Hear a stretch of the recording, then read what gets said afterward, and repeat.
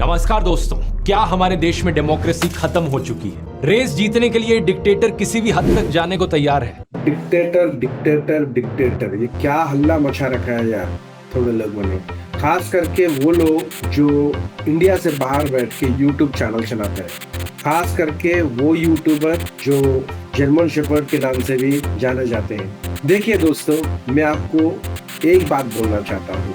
ये जो बंदा है ध्रुव राठी, हमेशा मोदी जी के बारे में वीडियोस बनाते रहता है। उसकी एकमात्र वीडियो में भी आपको इंडिया के बारे में अच्छा कहते हुए आप नहीं देखोगे। आप उसके सारे के सारे वीडियोस निकाल के देखो, आपको हमेशा इंडिया को नीचे दिखाने की कोशिश, स्पेशली मोदी जी को नीचे दिखाने की कोशिश, बदनाम करने की कोशिश, पूरे दुनिया में इंडिया को बदनाम करते जा रहा है।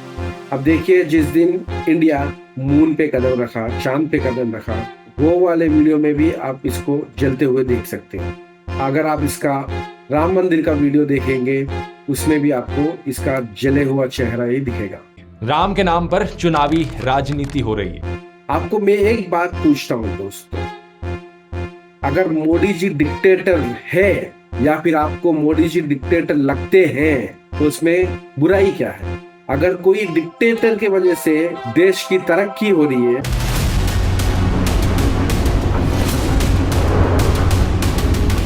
अगर कोई डिक्टेटर की वजह से देश दुनिया भर में मशहूर हो रही है, The fact that India itself, as a developing country, extends the hand of friendship to us is something that we are eternally grateful for.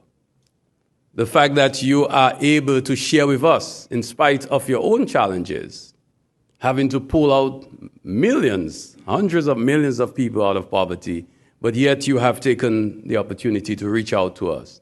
I personally want to thank you, the people and government of India, but I will say today that we believe that India is emerging as a very important player.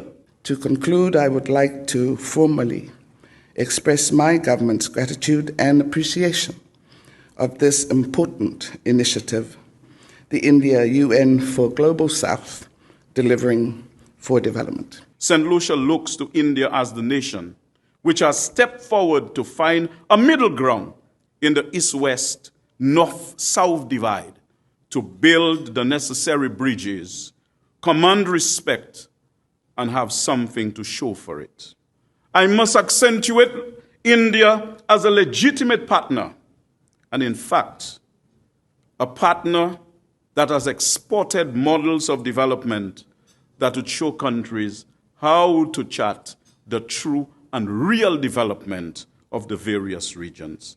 India is rising rapidly, and nothing can stop India right now. In the 1990s, India was a country with a closed economy.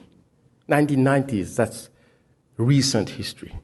And look now where India has come. But India has not forgotten the other countries. This is not a country saying, bye-bye now, I am going to the decision-making table. India is bringing the Global South together at the decision-making table. India's legacy of contributions serves as a guiding light, encompassing endeavors such as championing democracy, promoting women-led development, and being among the pioneers in adopting the UN's global goals. Vasudhaiva Kutumbakam. I just want to start by commending the government of India on the amazingly bold step of, in a first-past-the-post Westminster system, designing a legislative mechanism that allows for 30% of seats to be reserved for women. That is significantly more. अगर कोई dictator की वजह से हमारे देश के जनता को भला हो रहा है, अगर कोई डिक्टेटर की वजह से देश हिंदू राष्ट्र बनने जा रहा है, अगर कोई डिक्टेटर की वजह से अपने खोए हुए मंदिरों फिर से वापस आ रहा है, आज हमारे राम आ गए हैं।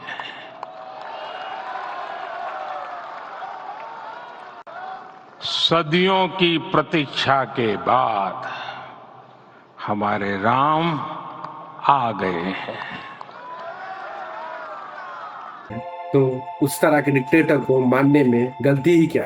उन जैसे डिक्टेटर को अपनाने में गलती ही क्या?